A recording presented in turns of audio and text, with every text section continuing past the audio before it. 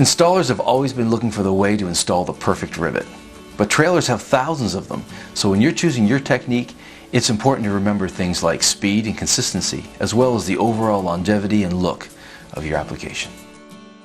Trailer manufacturers in the U.S. are increasingly more dependent on the overseas supply of fully assembled trailer sides. These trailer sides are built from lighter materials, making it necessary to use more rivets, in some cases twice as many. So speed is an important factor when choosing the application method you want to learn. There are many different types of fasteners used on the sides of trailers. These domes are made out of plastic which may repel adhesive. Always cut around each one carefully so that if the vinyl lifts, you don't lose the whole panel. Self-tapping screws must be removed and put back in place after the graphics have been installed. In all cases, vinyl applied over these fasteners will lift due to the shape and the indentation of the screw head. Some customers resist this because they don't want to see the screw heads in their graphics. If you must cover the screw heads, be sure you are not liable for vinyl failures that occur around these areas. This is a standard rivet and will be the focus of our video. All rivet applications rely on the use of heat, so you will need to decide to use either a heat gun or a propane torch.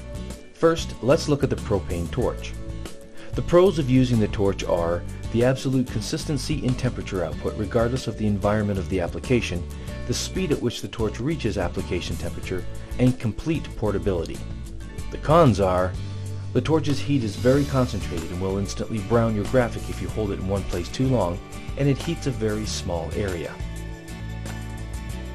The pros of using a heat gun are that the heat gun heats a larger area and the soft edge of the heat bloom will preheat adjacent areas, allowing you to continuously work a line of rivets. The cons are, if you are installing rivets in a cooler environment, the temperature output can greatly change and you'll need to customize your application approach. Also, a heat gun tethers you to a wall and some heat guns will not operate well if extension cords need to reach more than 100 feet. For decades, we applied graphics straight over the rivets, carefully poked holes either all around or just at the bottom of the tented vinyl, pushed the air out with our thumb, and then heated the rivet, finally setting the vinyl with a rivet brush. This worked well enough, but if the holes were made imperfect, or air was accidentally trapped under superheated vinyl, we were left with a failure.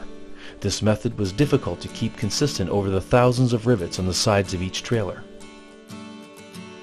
With the widespread use of air egress technology in most premium films, rivets have become much easier and faster to install. Arlon's Premium Fleet Graphics series use a unique air egress pattern that allows you to finish rivets quickly. You have two methods to choose from with our film, the air egress method or the roller method. For both methods, clean first with a detergent mixture and then finish cleaning with isopropyl alcohol. The air egress method starts off exactly like the classic method of installing the graphic straight over the rivets, pushing hard to minimize the amount of air trapped around the rivets. Then simply apply direct pressure in the center of the tented vinyl around the rivet and the air will egress away. Then work the vinyl around the rivet with the squeegee and the rivet looks perfect. Post-heat each rivet to about 200 degrees Fahrenheit. This method has the advantage of not piercing the vinyl, leaving the rivet sealed. The quickest and most sure method is the roller method. The first step is very different than the other methods. Begin by installing the vinyl between the rows of rivets, leaving a vent over the line of rivets that begins at the bottom of the trailer and continues unbroken to the top of the trailer. The vent should be a consistent 1 inch wide at most. It is critical that this vent is unbroken from bottom to top. If the vent collapses by accident, you will need to poke a hole in the vinyl to release the air, but don't make the hole near a rivet.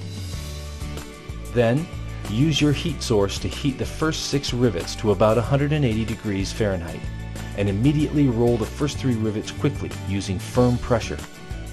Continue this pattern, heat 6, install 3, all the way up the line of rivets.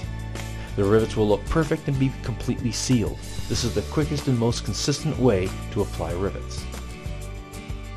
If the application environment has a temperature outside the suggested range of 70 degrees to 80 degrees Fahrenheit, try a few runs of rivets using different amounts of heat and roller speeds to get the perfect combination. This can literally change from day to day in some climates.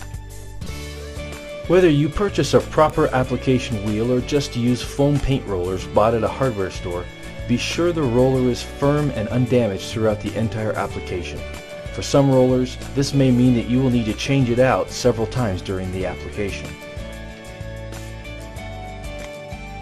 Both methods of rivet application are acceptable, so the decision is yours.